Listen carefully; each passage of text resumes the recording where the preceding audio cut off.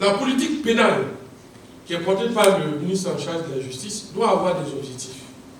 Et les objectifs aujourd'hui pour toute société, au-delà de ce que peut entraîner le PNJ, c'est de permettre à la société, à la criminalité de diminuer dans la société.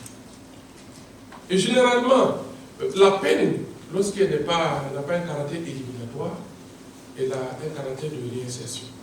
Lorsque ce n'est pas la peine de mort, c'est-à-dire excepté la peine de mort, les autres peines doivent former l'individu pour qu'il puisse retourner à la société pour vivre.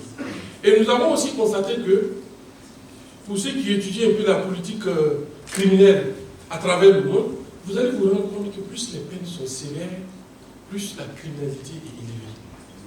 C'est à contrario, c'est bizarre, mais c'est ça la réalité. Et nous avons l'avantage de prendre les exemples des pays, par exemple, qui appliquent la peine de mort. Par exemple, vous prenez l'exemple des États-Unis, sur les 50 États, il y a certains qui n'appliquent pas la peine de mort, il y a d'autres qui appliquent la peine de mort. Quand vous comparez le degré de criminalité dans les États qui appliquent, elle est beaucoup plus élevée. Pourquoi? Parce que le délinquant, avant de venir commettre un acte criminel, il lutte avec sa conscience pour atteindre ce qu'on appelle la résolution criminelle. Il lutte. C'est pourquoi certains n'arrivent pas. Quand la conscience les gronde, ils n'arrivent pas à surmonter, prennent des stupéfiants pour pouvoir doser la conscience avant de pouvoir passer à l'acte. Donc quand ils arrivent à ce niveau, la peine ne leur fait plus peur.